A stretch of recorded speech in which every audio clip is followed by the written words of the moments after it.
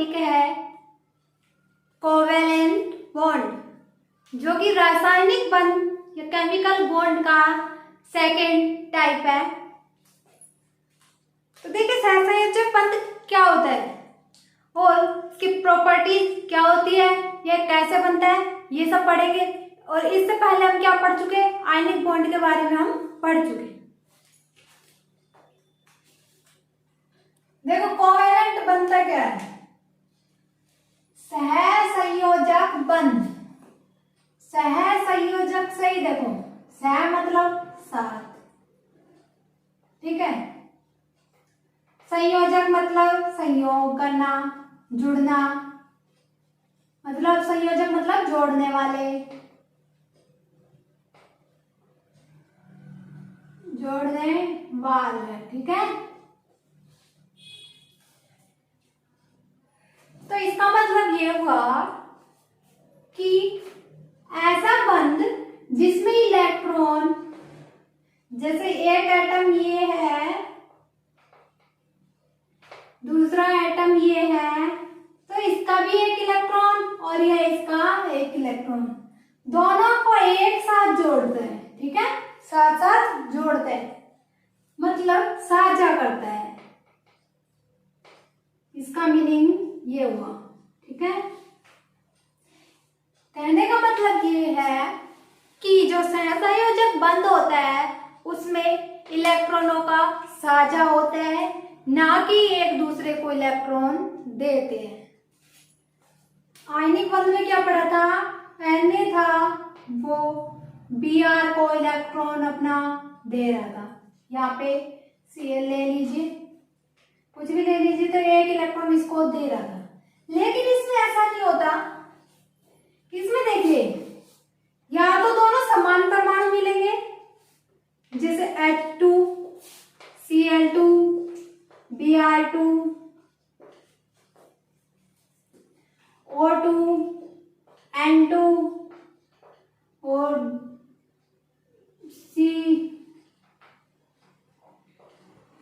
C2 होता नहीं है, पर लिख लीजिए भले ही, हमें दिखाना है कि कैसे होता है। देखो ये सब है, किसका एग्जांपल है, सहसंयोजक बंध के। इनमें कैसे एटम होते हैं, समान एटम होते हैं। या फिर एक दो एग्जांपल ऐसा आता है कि HBr हुआ, HCl हुआ, HF हुआ। ये देखो इनकी विद्युत ऋणता में अंतर है, भले ही जैसे एक हाइड्रोजन है, या अर्थाणी में इधर आएगा और Br आएगा इधर 17वें वर्ग में, H तो इधर आएगा और यहाँ पे क्या आएगा 17वें वर्ग में Br आएगा, ठीक है। तो इनकी विद्युत ऋणता में अंतर जरूर होता है, लेकिन H है वो भी धातु थोड़ी ना होता है, वो क्या होता है, अधातु के समान ही व्यवहार करता है। वैसे तो गैस ही होते हैं लगभग, ये अधातु के समान व्यवहार करता है, और ये भी क्या होता है, अधातु ही होता है। तो आयनिक बंध में हमने पढ़ा था कि एक धातु होती है और दूसरी अधातु होती है। धातु इलेक्ट्रॉन देती है, अधातु इलेक्ट्रॉन लेती है। लेकिन यहाँ पे ऐसा कुछ भी नहीं होता। अगर अलग अलग भी एटम होंगे तो इनकी विद्युत ऋणता के अंतर के कारण इस पे आंशिक आवेश भले ही आ जाएगा, लेकिन संपूर्ण रूप से अपना इलेक्ट्रॉन इसको नहीं देता है। इसकी विद्युत ऋणता ज्यादा होती है, इसलिए ये थोड़ी खींचने की प्रवृत्ति रखता है। ये सोचता है मैं खींच लूं, इसलिए इस पे आंशिक माइनस चार्ज आ जाता है। लेकिन ये कंप्लीटली ये नहीं कह सकता कि तेरे ऊपर प्लस चार्ज आ गया, मतलब तू अपना इलेक्ट्रॉन मेरे को दे दे, ये इलेक्ट्रॉन, और मेरे ऊपर मैं कर लूं माइनस चार्ज, ऐसा नहीं हो सकता। तो देखो यहाँ तो इसमें समान तरह के परमाणु आएंगे, अगर अलग अलग भी आए तो दोनों कैसे आएंगे, अधातु अधातु। क्लियर। अब देखिए ये H2 का एग्जांपल हो गया। अब Cl2 का देखो, इससे पहले आती है लुईस अवधारणा। लुईस अवधारणा ने क्या बोला था कि जो एटम है उसके जो बाह्यतम कोश में जितने इलेक्ट्रॉन होते हैं उनको आप किससे दर्शाइए, डॉट डॉट से।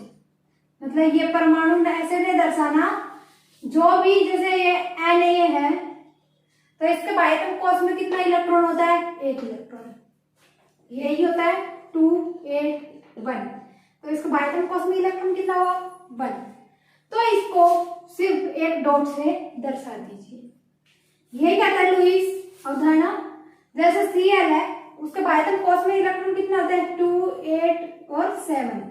तो देखो ये 2 इलेक्ट्रॉन, ये 2 इलेक्ट्रॉन, ये 2 इलेक्ट्रॉन 6 और एक ये 7, पूरे 7 हो गए।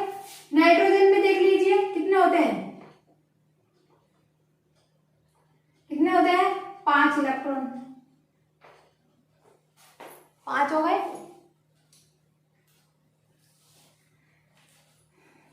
कैसे होता है 2 और 5, 7 हो गए पूरे। तो ये ऐसे इसको दर्शाना ये क्या कहलाता है लुईस अवधारणा। जैसा कि HCl है देखो, तो ये लुईस अवधारणा के हिसाब से कैसे दर्शाएंगे इसको, ये Cl का एक डॉट, ये 3, ये 5 हो गए और ये हो गए 7। तो इसको ऐसे दर्शाएंगे कि मतलब ये हाइड्रोजन का इलेक्ट्रॉन है, इसको Cl भी अपनी तरफ काउंट करता है, और जो ये Cl का इलेक्ट्रॉन है वो किसकी तरफ काउंट होता है H की तरफ, और ये तो इसका होता ही है। तो इसके भी यहाँ से देखो हाइड्रोजन कितना एटम वो इलेक्ट्रॉन हो गए, सॉरी एक इलेक्ट्रॉन ये हो गया, और इसको भी अपने अंदर काउंट कर सकता है। तो ये इसके कितने इलेक्ट्रॉन हो गए 2 इलेक्ट्रॉन। अब देखो इसके कितने हो गए 2 2 4 और 2 6, 6 तो हो गई, ये एक हो गया 7, और ये इस इलेक्ट्रॉन को भी अपने अंदर काउंट कर सकता है। तो इसलिए क्या हो गया 8 इलेक्ट्रॉन। देखो ये कहते हैं कि इस इलेक्ट्रॉन को मैं भी काउंट कर लेता हूं, क्लोरीन कहता है मैं भी काउंट कर लेता हूं और तू भी काउंट कर ले। जैसे मेरे पास भी एक इलेक्ट्रॉन कमी है और तेरे पास भी एक इलेक्ट्रॉन कमी है, तो हम आपस में साझा कर लेते हैं। जैसे अड़ोसी पड़ोसी भी होते हैं, तो वो कहता है कि मेरे पास भी इस चीज कमी है और तेरे पास भी इस चीज कमी है। जब तेरे को चाहिए ये चीज तो तुम मेरे से ले लेना, और मेरे को चाहिए तो मैं तेरे से ले लूंगा। तो मतलब हम दोनों का ये साझा कर लेते हैं, वो चीज बीच में मतलब रख लेते हैं कि जब तेरे को चाहिए तो तू तेरा भी रख ले और मेरा भी रख लेना, और जब मेरे को चाहिए तो मैं मेरा भी रख लूंगा और तेरा भी रख लूंगा। तो ऐसे ही ये इलेक्ट्रॉनों का साझा करते हैं। देखिए Cl2 में कैसे होता है, Cl में ये दूसरा आ गया Cl2 का मतलब यही होता है 2 क्लोरीन परमाणु। देखो इसके पास ये 7 है, अब ये दोनों आपस में बॉन्ड बना ले। इसके पास भी 8 इलेक्ट्रॉन हो गए, 7 तो इसके ये थे और ये 8 हो गया, और इसके पास भी कितने हो गए 8 इलेक्ट्रॉन। भाई तुमको उसमें हो गया 8 इलेक्ट्रॉन, तो ये क्या हो गया अष्टक पूर्ण हो गया। ये बॉन्ड जो बनाते हैं क्योंकि अक्रिय गैसों जैसा व्यवहार करना चाहते हैं, इसलिए ये इलेक्ट्रॉन का साझा करते हैं, ना कि इलेक्ट्रॉन एक दूसरे को देते हैं। ठीक है, अब देखिए यहाँ पे एक इलेक्ट्रॉन का साझा हुआ है, तो ये कैसा एकल बंध बन गया, एकल बंध बन गया, और एक इसमें होता है एक सिग्मा बंध। ठीक है, अब देखिए हम ये पढ़ेंगे सिग्मा, और एक आता है पाई बंध। वो क्या क्या होते हैं ये भी पढ़ेंगे। एक देखिए N2 लीजिए, N2 से पहले O2 ले लीजिए। ऑक्सीजन की देखो स्टेट क्या होती है, 2 2 4 और ये 2 6, ये 2 ये 4 और ये 2 6। ऑक्सीजन के भाइटम कोष में 6 इलेक्ट्रॉन आते हैं, 2 और 6, टोटल इलेक्ट्रॉन कितने आ गए 8। तो देखो ये इलेक्ट्रॉन इससे साझा कर लेता है, ये इलेक्ट्रॉन इससे बंध बना लेता है। अब इसके कितने इलेक्ट्रॉन हो गए 6, तो ये थे ही, और इन 2 से साझा कर लेता है, तो इसके कितने इलेक्ट्रॉन हो गए टोटल 8 इलेक्ट्रॉन हो गए, और इसके भी कितने हो गए 8 इलेक्ट्रॉन हो गए पूरे। तो इन्होंने कितना किया साझा किया, साझा कितने इलेक्ट्रॉनों का किया 2 इलेक्ट्रॉनों का। वहां पे कितने इलेक्ट्रॉन का साझा हो रहा था 1 इलेक्ट्रॉन का, यहाँ पे हुआ 2 इलेक्ट्रॉन का। तो अब ये बॉन्ड बन गया बीच का। तो ये कैसा बना, मतलब 2 का साझा हो रहा था, तो यहाँ पे द्विबंध या जिसको कह दीजिए डबल बॉन्ड।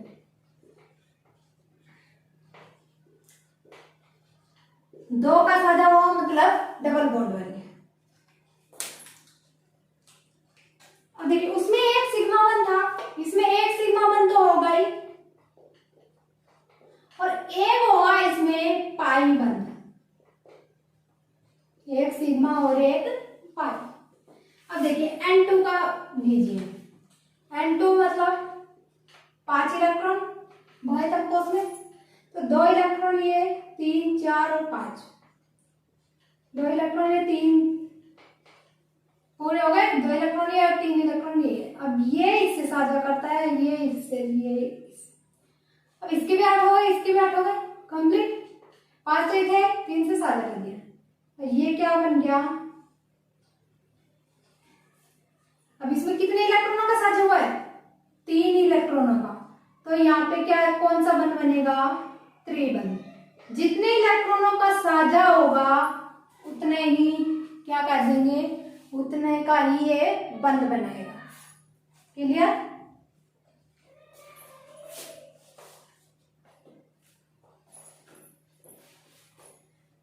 ये बना लिया त्रिबंध।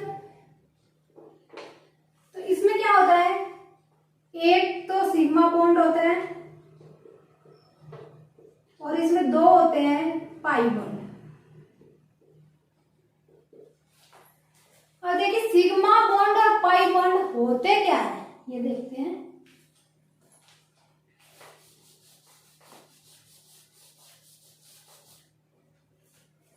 जैसे देखो P और D कब ये सब पढ़े थे, तो ऐसे ही पढ़ा था कि ये एक तो अक्ष पे होते हैं, एक या ऐसे बिना अक्ष पे भी होते हैं, ठीक है।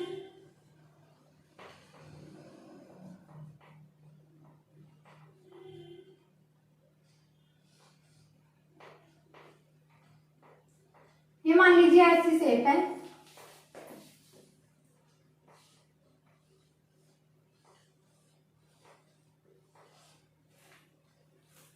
या इसको भी ऐसी बना लीजिए।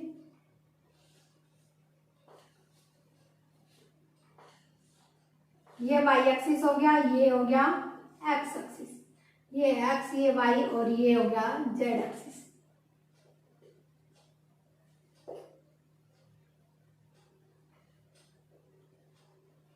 ये कौन सा हो गया, जेड एक्स, ये वाई और ये एक्स। अब देखो एक तो ये दोनों आपस में अक्ष अक्ष पे मिलते हैं, ये दोनों इस अक्ष पे मिल जाएंगे और ये क्या बना लेंगे, ओवरलैप। ये ऐसी संरचना बना लेंगे,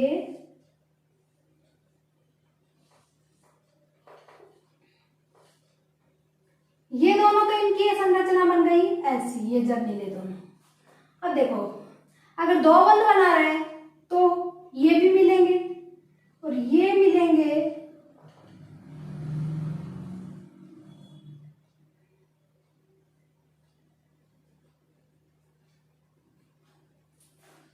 ये ऐसे मिलेंगे, ये ओवरलैप करेंगे।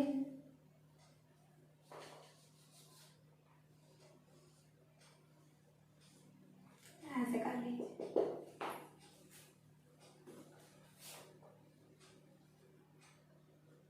तो ये ओवरलैप नहीं करते, ये देखा ऐसे करते हैं। तो ये जब आपस में दोनों बॉन्ड बनाएंगे तो ये एक्सिस पे बना रहे हैं, क्योंकि अक्ष तो ये है, ये अक्ष पे थोड़ी ना बना रहे हैं, ये तो वैसे आपस में बना रहे हैं, आकर्षण बल हो रहा है बस इनमें। और ये कैसे होते हैं, इसमें अति व्यापन होता है, मतलब ओवरलैपिंग होती है। ये क्या है, ओवरलैपिंग। तो जब अक्ष अक्ष पे मिलते हैं 2 कक्षक, तो उससे बनता है हमारा सिग्मा बॉन्ड।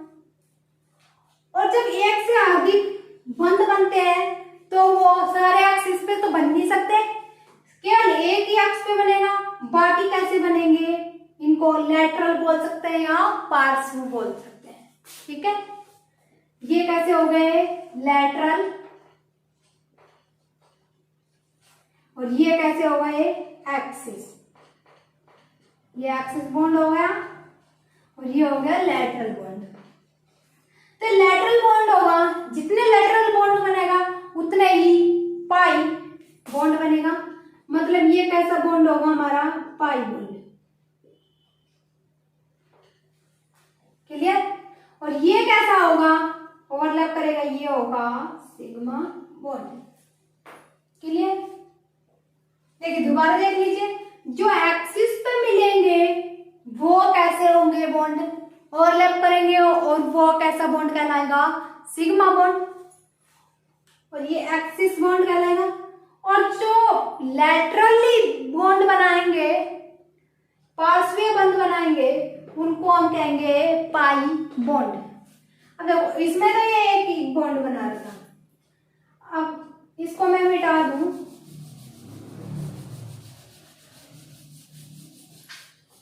और इसमें देखते हैं, अगर किसी में जैसे नाइट्रोजन है, इसी में आएंगे 3 बॉन्ड बनेंगे। तो देखो एक बॉन्ड बना लिया, मान लीजिए इसने, ठीक है, ये इसके बीच में बॉन्ड बन गया, एक ये आपस में ओवरलैप कर गए, ये इसको मैं ऐसे बना दूं, कोई प्रॉब्लम तो नहीं है। ये मान लीजिए ओवरलैप कर दिया, ये एक्सिस पे मिल गया, ठीक है।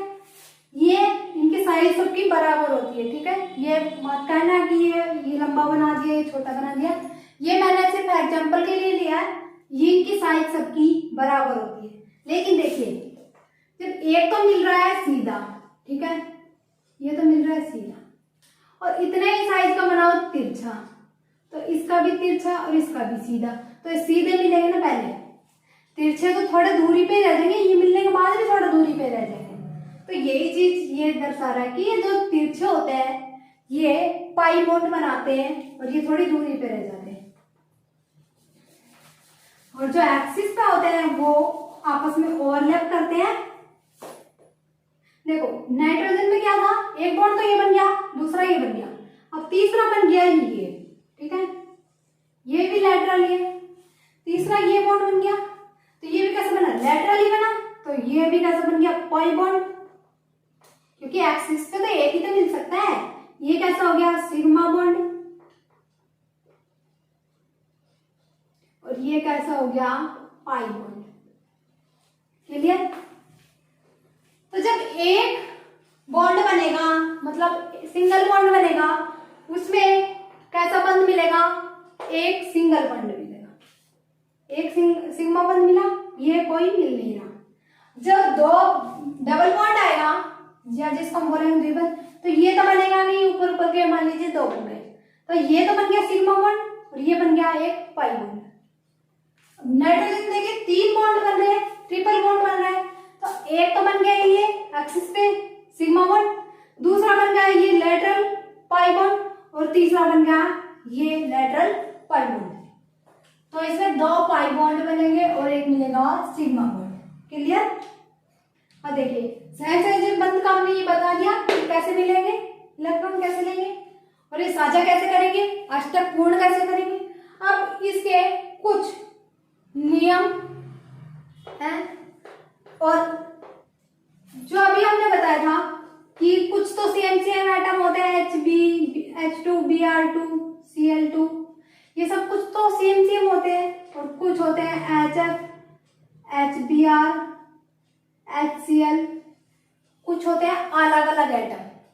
तो इनके आधार पे ये तो होंगे अध्रुवीय सहसंयोजक बंध, और ये होंगे ध्रुवीय सहसंयोजक बंध, क्योंकि अभी हमने बताया था इस पे आंशिक प्लस चार्ज आ जाता है, अलग अलग एटम होते तो, और ये अधिक विद्युत ऋणता वाले पे आ जाता है आंशिक माइनस चार्ज। तो अब हम पढ़ेंगे ध्रुवीय और अध्रुवीय सहसंयोजक यौगिक कौन कौन से होते हैं। हम देखते हैं सहसंयोजक बंध की प्रॉपर्टी। ये इलेक्ट्रॉन के साझे द्वारा बनता है, अभी हमने देखा था कि इलेक्ट्रॉन का साझा किया जाता है। दूसरा पॉइंट आता है इसमें, एक इलेक्ट्रॉन का साझा होता है जब 2 परमाणु के बीच में, तो सिंगल बॉन्ड बनता है, और ये जिसको कहते हैं संतृप्त या एल्केन। देखो संतृप्त क्यों कहते हैं, क्योंकि उसका अष्टक पूर्ण हो जाता है और उसमें कोई पाई बॉन्ड भी नहीं पाया जाता, मतलब उसको जितने एटम चाहिए या जितने इलेक्ट्रॉन चाहिए उसको हर एक एटम से मिलता जाता है, तो उसको कहते हैं संतृप्त या एल्केन। इसके एग्जाम्पल है Cl2, H2, CH4। देखिए CH4 की देखिए, यहाँ पे कार्बन के कितने होते हैं, बाइथम फॉस्फेट 4 इलेक्ट्रॉन होते हैं, तो इससे 4 हाइड्रोजन और 2 जोड़ दीजिए, 4 हाइड्रोजन जोड़ दिए, तो इसमें ये 1 इलेक्ट्रॉन ये साझा कर लेगा,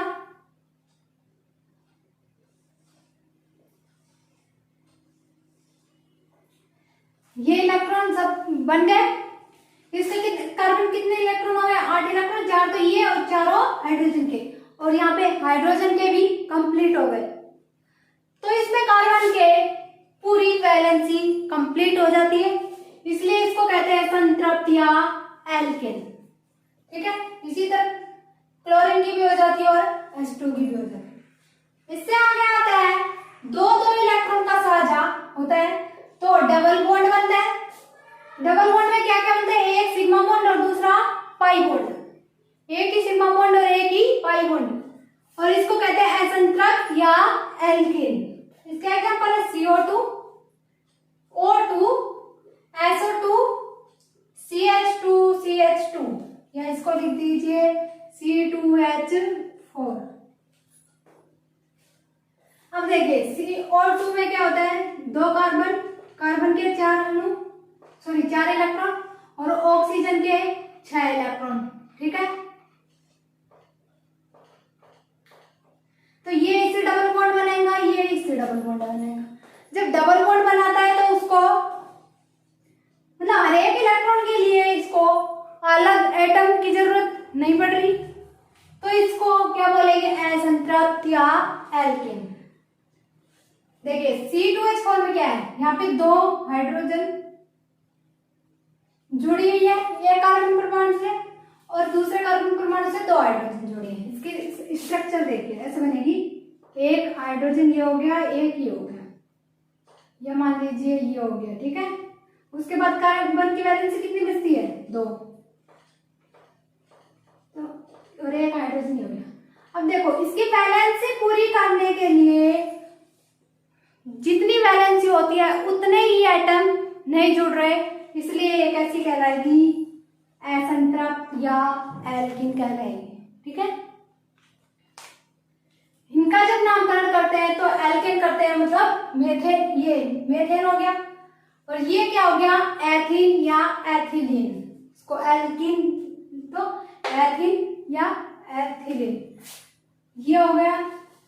ठीक है, इसके आगे आता है 3 इलेक्ट्रॉन का साझा, तो ट्रिपल बॉन्ड बनेगा, उसमें एक सिग्मा और 2 पाई बॉन्ड बनेंगे, उसको वो भी असंतृप्त हो जाएगा, क्योंकि उसमें भी जितनी उसकी वैलेंसी होती है उतने एटम नहीं जुड़ते, तो उसको क्या कहेंगे, असंतृप्त, और इसको क्या कहते हैं, एल्काइन। C2H2, अब देखिए यहाँ पे एक कार्बन के 3 हाइड्रोजन जुड़ रहे हैं, एक हाइड्रोजन जुड़ रहा है, और दूसरे कार्बन के भी एक हाइड्रोजन जुड़ रहा है, 2 कार्बन और 2 हाइड्रोजन हो गए। अब इनके पास कितनी वैलेंसी और बच गई, अभी 3 वैलेंसी और बच गई, तो 3 वैलेंसी आपस में ही साझा कर लेते हैं। ठीक है, अब इसके ऊपर पर्याप्त मात्रा में तो हाइड्रोजन है नहीं कि इसकी वैलेंसी को कंप्लीट कर दे, इसकी वैलेंसी को कंप्लीट कर दे, तो इसमें 3 बॉन्ड बनाए जाते हैं, और इसको कहते हैं एल्काइन या असंतृप्त। असंतृप्त एल्कीन बोलते हैं या फिर बोलते हैं एल्काइन। उससे आगे पॉइंट आता है, यह आयनिक बंध की तुलना में दुर्बल बंध होता है। आयनिक बॉन्ड तो बहुत ज्यादा हो रहा था, मजबूत था, क्योंकि उसमें प्लस और माइनस चार्ज थे, इसमें प्लस माइनस चार्ज नहीं है, इसलिए ये बॉन्ड कैसा होता है, दुर्बल, और ये ध्रुवीय विलायकों में अविलय होता है। ये ध्रुवीय विलायकों में अविलय इसलिए होता है क्योंकि इसमें प्लस माइनस चार्ज बनता ही नहीं है, इसमें कोई ध्रुव बनते ही नहीं है, तो ये अपनी जैसी प्रवृत्ति में ही जाएगा ना, क्योंकि इसमें ये खुद अध्रुवीय है, तो ये किसमें जाएगा, अध्रुवीय में ही जाता है। उससे आगे आता है अवस्था, कैसी अवस्था होती है, अर्धठोस, क्योंकि उसमें बॉन्ड कमजोर होता है, तो अर्धठोस में या फिर द्रव के रूप में होती है। विद्युत के कुचालक, विद्युत के कुचालक इसलिए होंगे क्योंकि इसमें प्लस और माइनस चार्ज है ही नहीं, कैटायन एनायन है नहीं, तो दूध के कुचालक हो जाएंगे।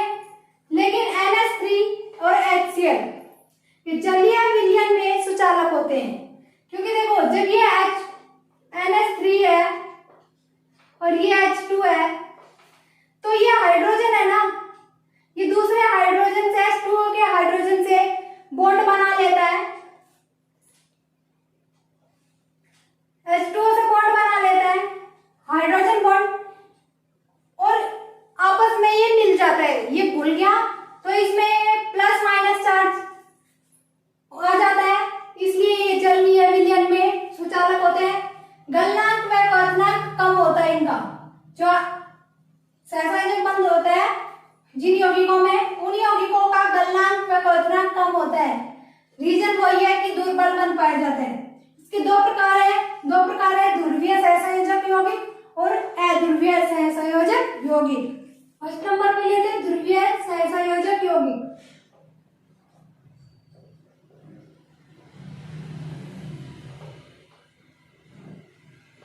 पोलर कोवैलेंट बॉन्ड या कंपाउंड बंध ले लीजिए आप, ठीक है, क्योंकि बंध से क्या बनता है, यौगिक बनता है। ध्रुवीय सहसंयोजक बंध, ध्रुवीय सहसंयोजक बंध क्या बोला, ध्रुवीय मतलब ध्रुवीय का अर्थ हुआ जिसमें ध्रुव बनते हो।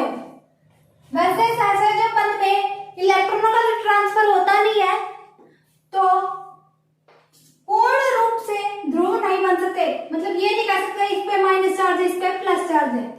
लेकिन इस पे अभी एग्जांपल देखे थे HBr का, जैसे ये HBr का एग्जांपल देखा था हमने, HCl का एग्जांपल देखा था, HF का एग्जांपल देखा था, ये एग्जांपल देखे थे। तो देखिए इसमें इसकी विद्युत ऋणता बहुत ज्यादा है, विद्युत ऋणता क्या है, ज्यादा,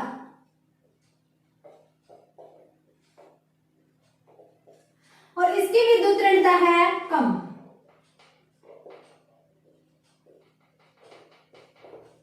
इसकी विद्युत ऋणता कैसी है, कम। अब इसमें विद्युत ऋणता में बहुत अधिक अंतर होता है। अगर यहाँ पे मेटल होता तो ये इलेक्ट्रॉन का ट्रांसफर कर देता और वहां पे कैसा बॉन्ड बन जाता, आयनिक बॉन्ड। लेकिन यहाँ पे ये कैसी है, नॉन मेटल है और ये भी नॉन मेटल है, तो बनेगा तो यहाँ पे सहसंयोजक या कोवेलेंट बॉन्ड ही। लेकिन इसमें विद्युत ऋणता में अंतर है, इसलिए ये इस इलेक्ट्रॉन को भी अपनी तरफ आकर्षित करने की कोशिश करता है। ये सोचता है कि मैं ये इलेक्ट्रॉन ले लूं, क्योंकि मैं तो खींच सकता हूं ना किसी भी इलेक्ट्रॉन को, तो ये कोशिश करता है इलेक्ट्रॉन खींचने की, आकर्षित करता है, लेकिन पूर्ण रूप से इस पे इलेक्ट्रॉन खींच नहीं पाता है।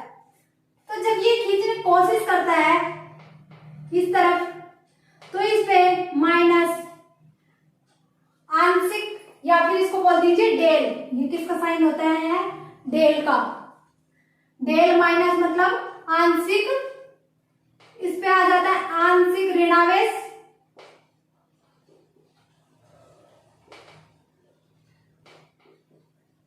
इस पे आ गया है आंशिक ऋणावेश।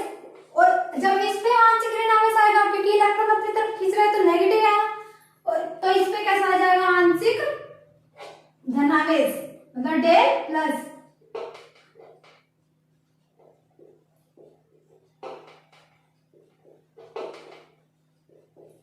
आंशिक धनावेश, ठीक है। तो अब देखो इसमें एक तरह का ये प्लस चार्ज हुआ, तो ये एक तरह का ध्रुव बन गया, प्लस ध्रुव बन गया, और ये एक तरह का माइनस ध्रुव बन गया। लेकिन संपूर्ण रूप से ध्रुव नहीं बनते, तो इनको कहते हैं ध्रुवीय सहसंयोजक बंध। इनमें ध्रुव बनाने की क्षमता रहती है, लेकिन कंप्लीटली नहीं बना पाते। इसी तरह HCl देखिए, HCl में भी इसकी विद्युत ऋणता ज्यादा, इसकी विद्युत ऋणता कम, तो इस पे आंशिक प्लस चार्ज आ जाएगा, इस पे आ जाएगा आंशिक माइनस चार्ज।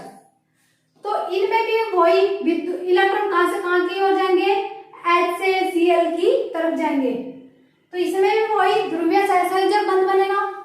HF में भी देखिए, HF की विद्युत ऋणता हाइड्रोजन से बहुत ज्यादा होती है, और ये बोल दीजिए कि आवर्त सारणी में ही विद्युत ऋणता सबसे ज्यादा किसकी होती है, फ्लोरीन की। तो यहाँ पे आ जाएगा माइनस डेल माइनस और यहाँ पे आएगा डेल प्लस। तो ये कैसे यौगिक हो जाएंगे? ध्रुवीय सहसंयोजक यौगिक। ये किस वजह से बनते हैं? विद्युत ऋणता में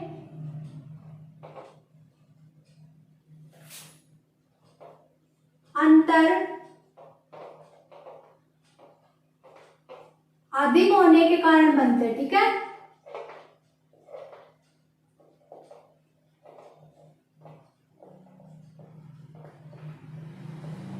अधिक होने के कारण बनते हैं। अब दूसरा आता है, देखिए ध्रुवीय अध्रुवीय सहसंयोजक बंध।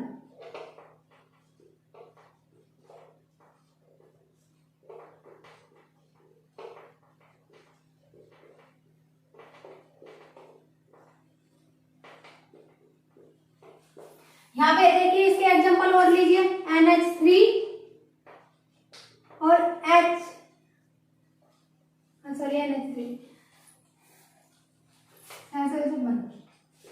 देखिए इसमें एक चीज और पूछी जाती है, इससे पहले ये चर्चा कर ले। इसमें ये पूछी जाती है कि जो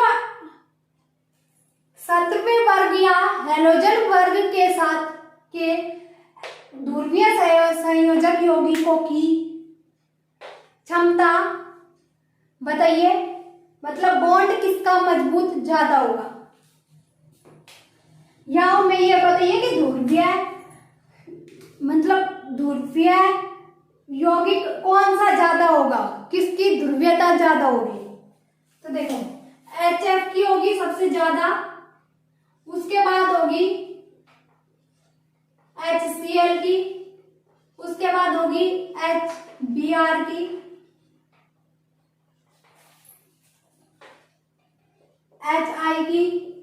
ठीक है, मतलब HI की भी ध्रुवीय यौगिक बनाने की क्षमता कम होगी, इसमें ध्रुव कम बनेंगे, क्योंकि यहाँ पे नीचे जब आवर्त सारणी में नीचे की तरफ जाते हैं तो विद्युत ऋणता घटती है, और जब आवर्त सारणी में बाईं तरफ और ऊपर की तरफ जाते हैं, सॉरी दाईं तरफ और ऊपर की तरफ जाते हैं तो विद्युत ऋणता का मान बढ़ता है।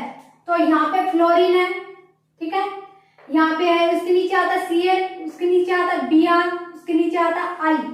तो फ्लोरीन की विद्युत ऋणता सबसे ज्यादा, क्लोरीन की उससे कम, ब्रोमीन की उससे कम और आयोडीन की उससे कम। तो HF की सबसे ज्यादा होगी ध्रुवीय बनाने की क्षमता, मतलब इस पे डेल प्लस और डेल माइनस सबसे ज्यादा होगा, इस पे डेल प्लस और डेल माइनस HF से कम होगा, इस पे और भी कम होगा, इससे और भी कम होगा। ठीक है, इनकी ध्रुवीय प्रवृत्ति ज्यादा होगी, इनकी कम होती चली जाएगी। अब देखिए, अब नंबर लेते हैं ध्रुवीय अध्रुवीय सहसंयोजक बंध का। अब अध्रुवीय सहसंयोजक बंध दूसरे सहसंयोजक यौगिक कौन से पढ़े थे? H2, N2, Cl2, Br2, ये सब पढ़े थे। अब देखो N2 लिया था तो ये भी N था, इसमें कितने बॉन्ड बने थे? 3। ये ऐसे बॉन्ड बने थे, तो इसकी विद्युत ऋणता भी समान है और इसकी भी विद्युत ऋणता समान है। तो ना तो इलेक्ट्रॉन को ये अपनी तरफ आकर्षित कर सकता थोड़ा बहुत भी, और ना ही ये वाला एटम अपनी तरफ इलेक्ट्रॉन को आकर्षित कर सकता। मतलब इन इलेक्ट्रॉनों पर इन दोनों का बराबर हिस्सा रहेगा, ये भी अपना बराबर हिस्सा रखेगा और ये भी उतना ही हिस्सा रखेगा। ऐसे ही Br का ले लीजिए, एक Br, ठीक है। तो इस इलेक्ट्रॉन पे ये जितना हिस्सा रखेगा इस इलेक्ट्रॉन पे ये भी उतना ही हिस्सा रखेगा। मतलब इनमें इलेक्ट्रॉनों की साझेदारी बराबर की होती है। ये नहीं कह सकता कि इस पे ज्यादा मेरा हिस्सा है या मेरा हिस्सा है। मतलब ये कैसे बनते हैं? परमाणुओं की विद्युत ऋणता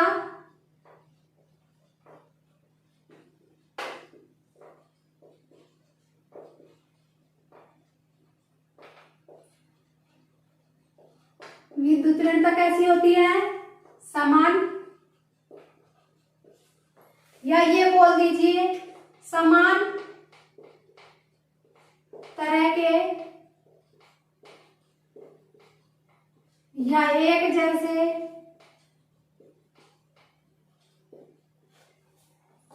परमाणुओं से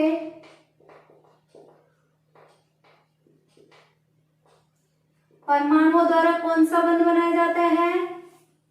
द्वारा अध्रुवीय सहसंयोजक बंध बनाया जाता है। ठीक है, क्लियर हो गया? इसमें समान आएंगे अध्रुव। अब इसमें इलेक्ट्रॉनों का साझा ही नहीं हो रहा, सॉरी साझा हो रहा है, कोई अपनी तरफ इलेक्ट्रॉन खींच ही नहीं रहा, तो कौन से माइनस और कौन से प्लस चार्ज आएगा? किसी पे भी नहीं है ना, दोनों में बराबर है, दोनों न्यूट्रल अवस्था में रहेंगे। ठीक है, और इसमें आएगा प्लस, आंशिक प्लस और आंशिक माइनस चार्ज, कौन से? ध्रुवीय सहसंयोजक यौगिक में। ठीक है, इसी के साथ हमारा क्लियर हुआ, कंप्लीट हुआ कोवेलेंट बॉन्ड।